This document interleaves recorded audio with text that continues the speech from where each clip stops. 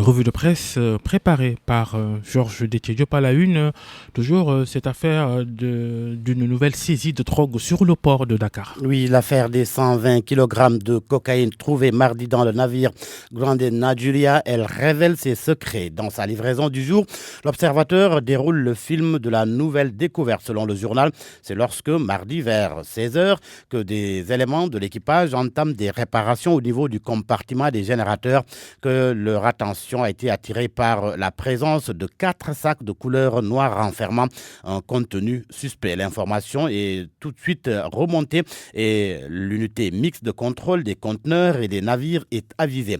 Des diligences sont faites avant que l'OCRTIS et la police scientifique ne soient invités à rallier Dardar, le môle 2 du port de Dakar. Et il s'est révélé que les sacs contenaient de la cocaïne. Avec cette saisie, souligne le journal, une nouvelle perquisition du navire a été faite dans la matinée d'hier. L'opération s'est prolongée quasiment toute la journée avec des chiens renifleurs. L'observateur ajoute que les membres de l'équipe de relève ont été auditionnés. Le journal Libération traite du même sujet et rapporte que les premiers éléments de l'enquête attestent que les 120 kg planqués dans le système de ventilation du navire et cachés dans des paquets avec la marque Apple n'ont pas la même provenance que les deux premières saisies. Affaire à suivre. Les organisations de défense des droits de l'homme, elles, suivent de très près l'affaire Guy Marius Sagna. Selon Wa Grand Place, elle porte le combat pour la libération de l'activiste membre de Frappe France Dégage.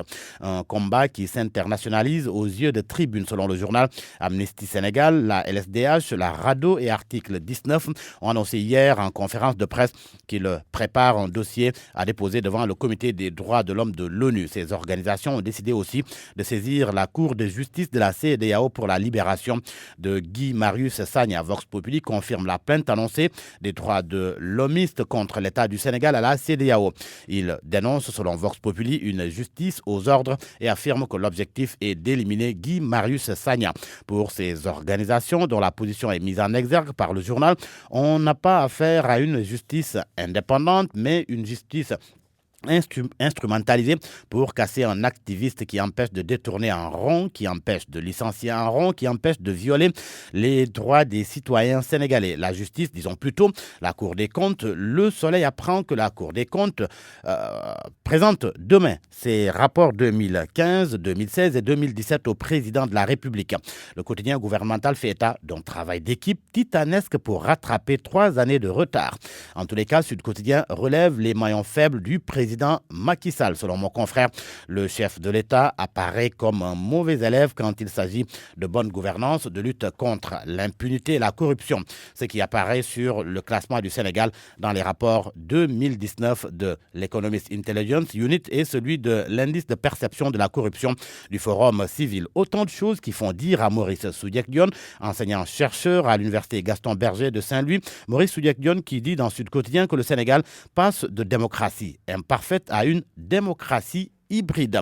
Et ce dossier à lire dans le journal Enquête, un dossier sur les crimes, viols, agressions. Entre autres, selon le journal, le regain de violence noté ces temps-ci installe la psychose. Ousmane Doye, psychosociologue, confie que la société sénégalaise est en train de changer et les gens adoptent des comportements en rapport avec l'insécurité. Pendant ce temps, les forces de sécurité, justement, sont dans le dénuement avec un déficit de véhicules et un défaut de carburant parfois. Ce qui fait que Birahim Seck du Forum civil s'en émeut et il dit qu'il est inconcevable qu'un député soit plus doté en carburant qu'un commissariat. Les sports à présent avec Ferdinand Coly qui s'entretient avec le journal Record.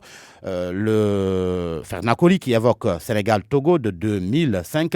Il déclare dans le journal qu'un ressort s'était cassé dans la tanière et que cette génération est plus humble que la nôtre. J'ai bien cité Ferdinand Coly. Une tanière que pourrait rejoindre Bouna Sarr, le Marseillais pense au Lion. C'est ce que souligne le journal Stade. Et pourquoi Bouna Sarr peut faire l'affaire? La réponse, c'est à lire dans le journal Stade à sa page 7.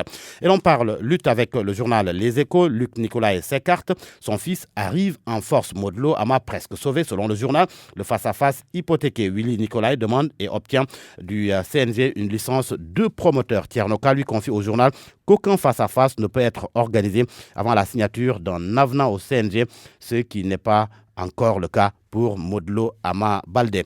Et Babacar, on termine par cette affaire cocasse à la faculté de médecine, une soutenance de thèse qui se termine par une sentimentale demande de mariage. Et il s'agit d'un certain Babacar Fall, un docteur Babacar Fall, qui soutenait hier sa thèse donc à la faculté de médecine qui dira le contraire, qui ne dira pas le contraire. Selon le journal, le moment qu'il a choisi alors que personne ne s'y attendait pour faire une demande en mariage à sa copine, juste à la fin de sa soutenance de thèse, l'amoureux docteur s'est accroupi et a demandé à l'élu de son cœur de se marier avec lui. Sans doute avec les encouragements du jury. La revue de presse de Georges Déthié Diop.